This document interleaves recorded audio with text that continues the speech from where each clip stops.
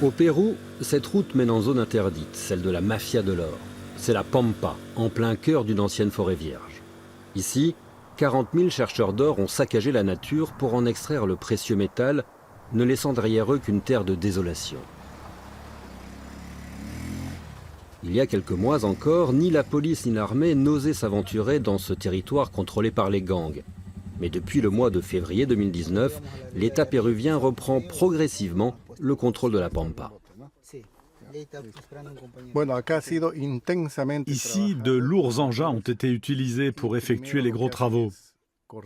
D'abord, ils ont déboisé la forêt. Ensuite, grâce à des groupes électrogènes très puissants, ils ont pu travailler sur 10 hectares de terrain en 2 à 3 semaines. En moyenne, chaque année, 1500 hectares de forêt disparaissent. C'est énorme. C'est pour ça qu'on voit un immense désert sur cette carte. C'est le résultat de l'extraction illégale de l'or. Vladimir Ramirez Prada, directeur de la réserve nationale Tambopata dans le sud-est du Pérou, suit attentivement l'activité des orpailleurs clandestins. Autour de la réserve, des parcelles entières ont été ravagées. Actuellement, les routes sont boueuses à cause des pluies récentes. Et il faut une journée entière pour atteindre le poste de contrôle d'Azul. C'est le PC de la lutte contre l'orpaillage illégal à Tambopata.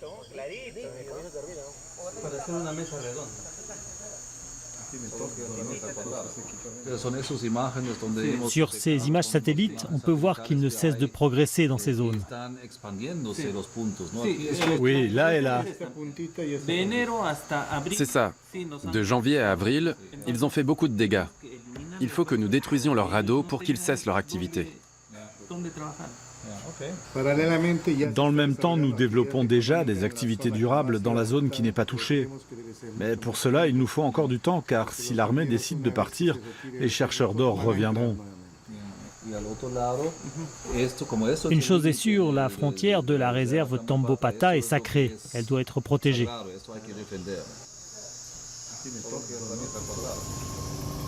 Il y a 2 ans déjà, Vladimir avait tenté de chasser les orpailleurs grâce à l'intervention des unités de la marine péruvienne et le soutien de la Société zoologique de Francfort. Mais comme c'était à craindre, les chercheurs d'or sont revenus aussitôt l'armée partie. Tambopata, véritable joyau de la biodiversité, a bien failli être envahi par les orpailleurs. Ce camp venait tout juste d'être évacué.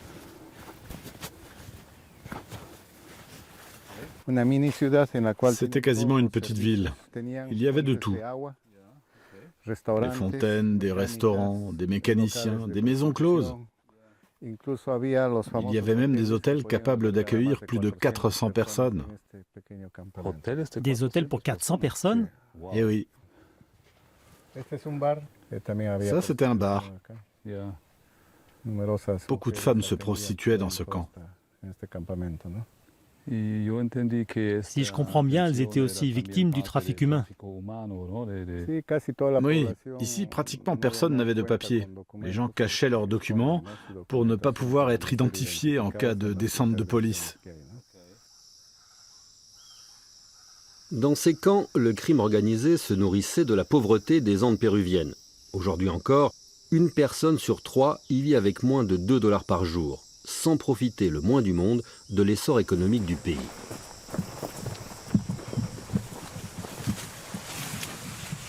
Les orpailleurs peuvent gagner plus de 50 $ par jour. Alors pour eux, les bénéfices l'emportent sur les risques d'être arrêtés et d'être condamnés.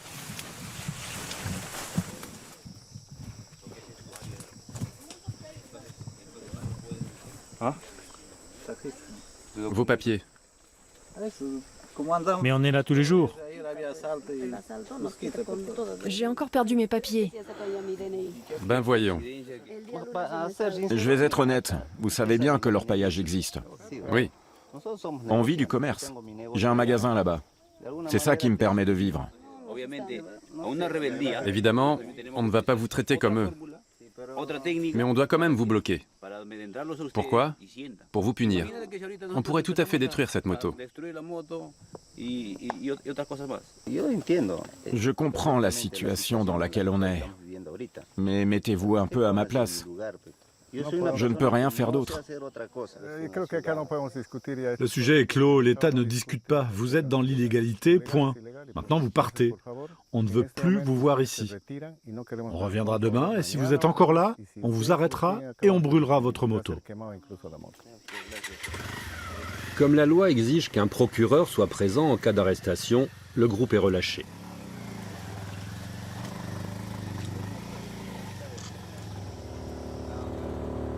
Deux ans plus tard, rien n'a vraiment changé.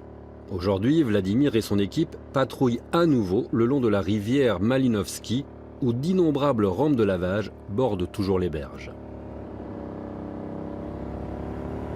Dans cette région, la marine patrouille partout. Si on ne le fait pas pendant 3 ou 4 jours, les chercheurs d'or reviennent tout de suite.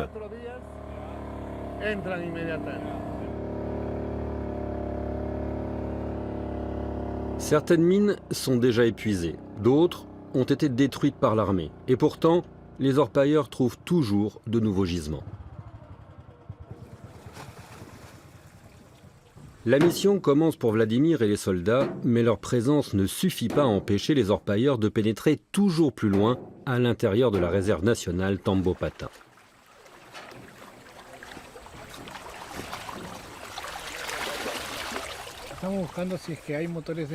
On cherche des groupes électrogènes qui auraient coulé dans la rivière.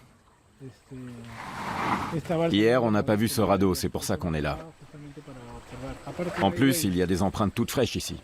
Regarde, ils ont travaillé ici. Ils étaient là. Et comme souvent, les chercheurs d'or se sont déjà volatilisés.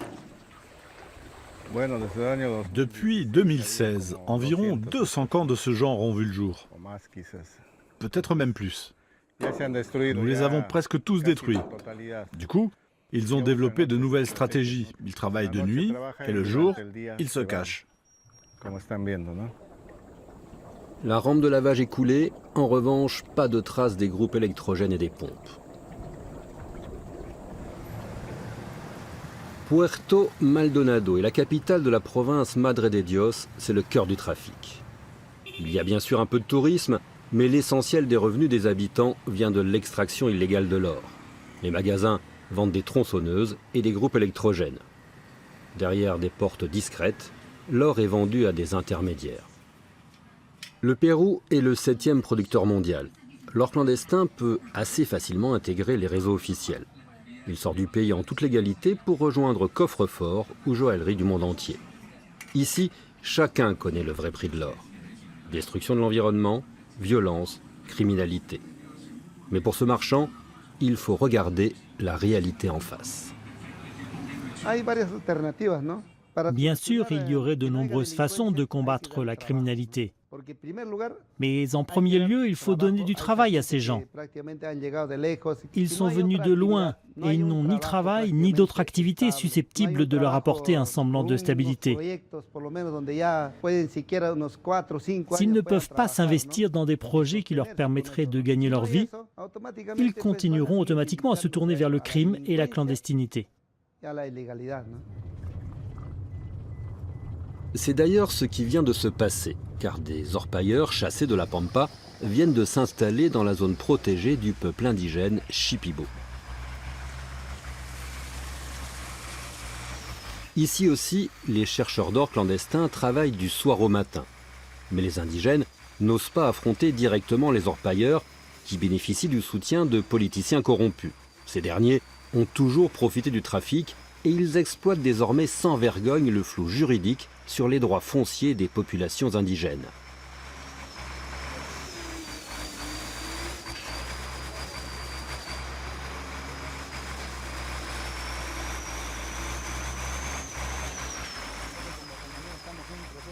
Le journaliste Manuel Cailo Quispe enquête depuis plus de 10 ans sur les dessous de l'orpaillage illégal à Madre de Dios.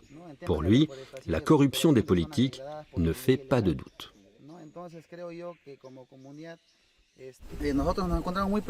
Nous sommes très inquiets, parce que les orpailleurs ont recours à des combines douteuses pour s'introduire dans notre communauté.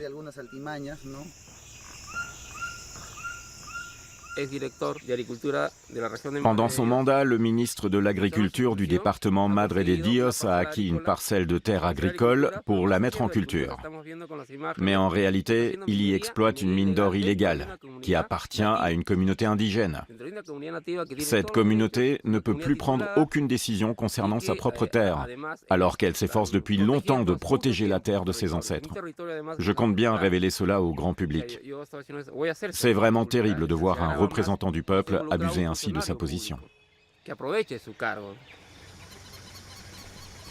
Les Shipibo voient leur territoire disparaître parcelle après parcelle, victimes d'orpailleurs déterminés à détruire la nature à n'importe quel prix.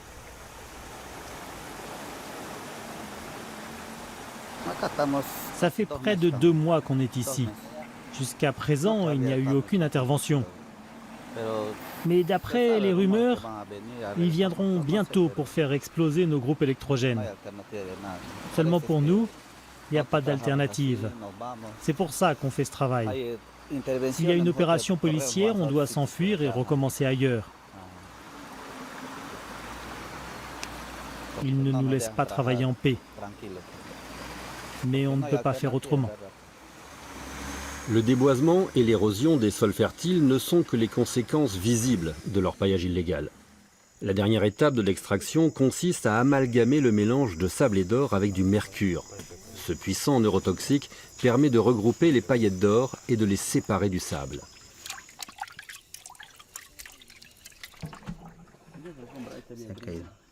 Il est déjà amalgamé avec le mercure. C'est pour ça qu'il est blanc. Là, il y a des grains d'or, vous les voyez? Le mercure les concentre, d'où cette couleur blanche.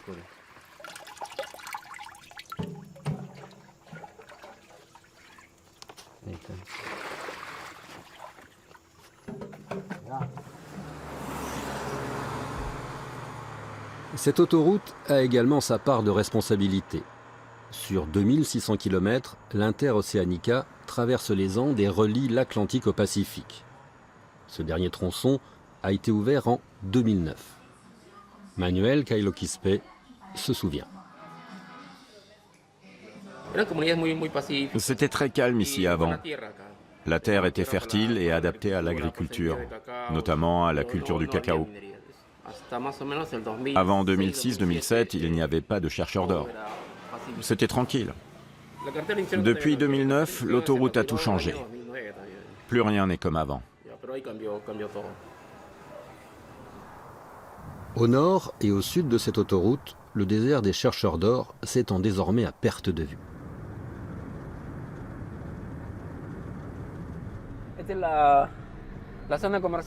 La zone marchande de la Pampa commence ici, au kilomètre 106. Lorsque l'orpaillage était encore en plein boom, une foule de gens vendaient et achetaient des marchandises. Il y avait des mécaniciens, des stations de lavage pour voitures et motos, et des hôtels avec assez de chambres pour accueillir 5000 personnes. Jusqu'à l'intervention de l'État en 2019, ni la police ni l'armée n'avaient accès à la Pampa. Tout était contrôlé par les gangs. La prostitution était présente dans de nombreux bars et il s'écoulait ici plus de bière qu'à Lima, la capitale. La Pampa était l'Eldorado péruvien, une région sans impôts, régie par ses propres lois. Milamores, comment ça se passe pour ceux qui vivaient de l'orpaillage? Beaucoup sont partis, et ceux qui sont restés font ce qu'ils peuvent. Économiquement, la situation est très mauvaise. Tu dis que tu es là depuis 5 ans. D'où viens-tu à l'origine? Je suis de Pucallpa. Ah, tu viens de Pucallpa? Oui, je suis venu ici parce qu'il n'y a pas de travail à Pucallpa. Et ici, tu as trouvé du travail? Oui, il y a de quoi faire. On peut ouvrir un restaurant ou un hôtel. Tu es libre. Tu peux aussi chercher de l'or. Mais cette liberté devait se payer. Pour extraire de l'or dans la région ou tenir un commerce, il fallait payer des taxes. Les routes d'accès à la Pampa étaient contrôlées par des agents de sécurité armés. Ils suivaient les instructions des chefs de gang qui, selon la rumeur, pouvaient gagner jusqu'à 1,5 million de dollars par mois. Cette route était jalonnée de croix en mémoire de ceux qui ont été assassinés. La sécurité contrôlait tout et protégeait les orpailleurs. Quand ces agents soupçonnaient un homme d'avoir volé ou commis un crime, il était éliminé. On l'assassinait, puis, pour faire disparaître toute trace, son corps était brûlé.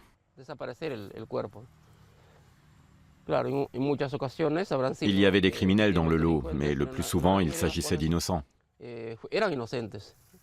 Les mères de ces disparus continuent de les chercher.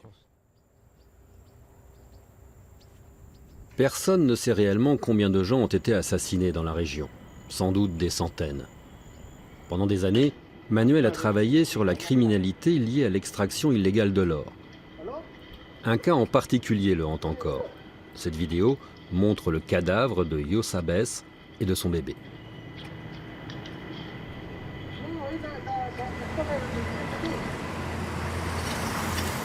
Originaire des Andes, Yosabes est arrivé ici avec son frère et sa mère, Nancy. La famille n'a pas eu de mal à trouver du travail. Nancy, la mère, a ouvert un restaurant dans la Pampa. Son fils, lui, a rejoint un gang. Un jour, il est rentré chez lui avec un sac à la main. C'était quoi ce sac? Un sac noir rempli d'armes à feu. Je suis rentrée à la maison et 5 minutes plus tard, des policiers ont frappé à la porte. J'ai ouvert. Ils étaient armés jusqu'aux dents et ils m'ont arrêté. Mon fils a tenté de fuir, mais il a été rattrapé. Jusqu'au bout, je n'ai pas compris ce qui se passait. Le fils de Nancy a écopé de 4 ans en maison de redressement. Elle, après 2 ans de détention préventive, attend son procès pour possession d'armes illégales et association de malfaiteurs. Il n'y a pas de justice pour la mort de ma fille. Mais pour moi, oui.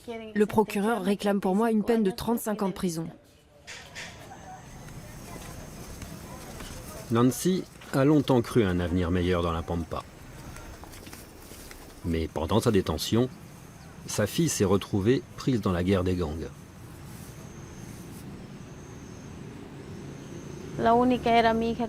Ma fille est la seule à être venue me rendre visite en prison. J'ai appris sa mort à la radio. Je travaillais en cuisine et j'entendais à peine ce qui se disait, mais les autres femmes ont tout entendu. Elles m'ont appelée Nancy, Nancy. Je leur ai demandé ce qui se passait. Yosabes, eh bien ta fille. À la radio, ils ont dit qu'elle a été tuée. Quand j'ai entendu la nouvelle à mon tour, j'ai su que c'était bien ma fille. Mais il était déjà trop tard pour agir quand je suis sortie.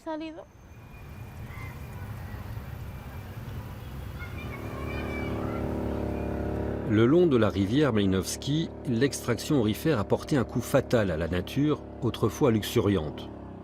Au cours d'une nouvelle patrouille, Vladimir aperçoit un groupe de personnes sur le bord du chemin. Il y a des projecteurs, ils ont travaillé la nuit dernière. Vous avez vu? Ils ont traîné quelque chose. Non, non, ils n'ont rien traîné. Je les ai vus, ils se sont juste enfuis. Ils ont juste pris le carburant. C'est ça. Ils avaient seulement 2 bidons. Ils n'ont pas pris les groupes électrogènes?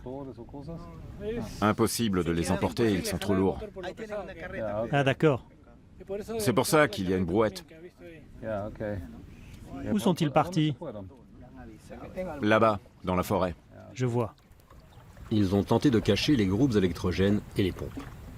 Ah, voilà le support. Attache la corde autour pour qu'on puisse le sortir. La pompe complète est là. Et le support.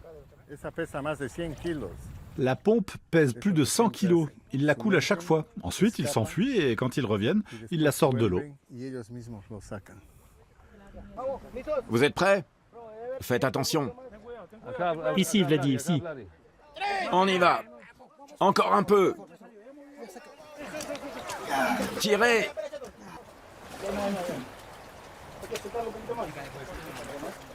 L'équipe s'apprête à détruire le matériel à l'explosif. Une méthode simple et efficace dans la guerre contre les orpailleurs. Pour eux, c'est une grosse perte. Nous allons détruire 300 kilos de matériel. Ils vont devoir racheter de nouveaux équipements et réacheminer le tout sur des sentiers difficiles. Il faudra beaucoup de main-d'œuvre pour tout réinstaller s'ils veulent continuer à travailler. Ça reste une guerre, un va-et-vient qui va durer encore plusieurs années. Et c'est le camp le plus patient et obstiné qui gagnera cette guerre d'usure.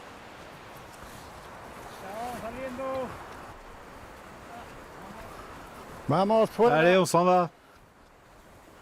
Déjà 1 minute 30.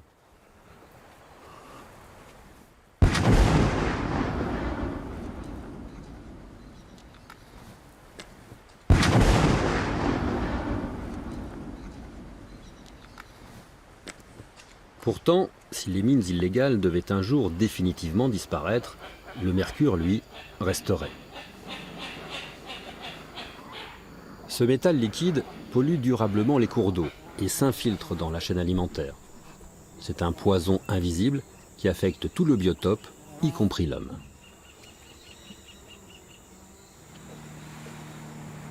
Une équipe de biologistes travaille dans la région où les berges sont bordées de nombreuses mines illégales. Pendant la saison des pluies, la rivière submerge de vastes portions de territoire. Lorsqu'elle se retire, l'eau retenue dans les mines fournit de précieuses informations concernant l'impact de l'orpaillage sur la biodiversité. Pour les biologistes, c'est une occasion unique d'observer ces processus complexes en détail et d'obtenir des informations pour tout le bassin amazonien.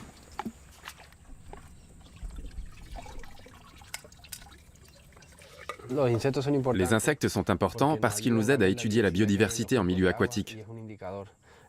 Ils font office d'indicateurs. La présence ou l'absence de certaines espèces nous informe sur la pureté de l'eau.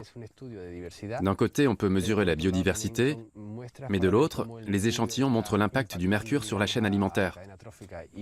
Car ces espèces constituent la nourriture de base de nombreuses autres. Les insectes, les oiseaux, cela touche toute la chaîne alimentaire. Des analyses effectuées en laboratoire ont démontré que les insectes transmettent la pollution au mercure aux autres espèces, en particulier aux poissons qui constituent eux-mêmes un aliment de base pour les habitants du département de Madre de Dios. Mais malgré cette pollution, la biodiversité n'a semble-t-il pas reculé du côté des insectes et des poissons. La nature semble étonnamment résistante et pourrait se remettre des atteintes dues à l'orpaillage. Seulement, les biologistes ignorent s'il existe un point de non-retour qui verrait basculer irrémédiablement l'ensemble de l'écosystème. En pareil cas, d'innombrables espèces disparaîtraient à jamais. Cet échantillon présente une grande variété d'espèces. Rien qu'ici, on compte 10 poissons différents. Si on utilisait un filet à maille plus fine, on en aurait 5 de plus, soit au minimum 15 espèces de poissons. Celle-ci est nouvelle. Elle n'a pas encore de nom scientifique. Nous travaillons dessus avec une université brésilienne.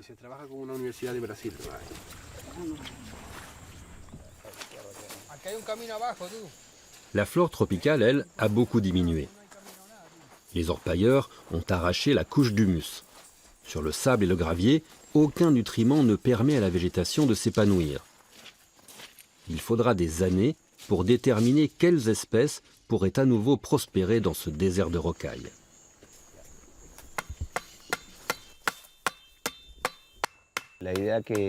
Notre idée est de planter un maximum d'espèces végétales qui, d'une façon ou d'une autre, ont été détruites par l'extraction aurifère. Ensuite, nous tenterons de comprendre quelles espèces poussent le mieux, le plus vite et le plus lentement, et surtout, sur quel sol elles se plaisent le plus.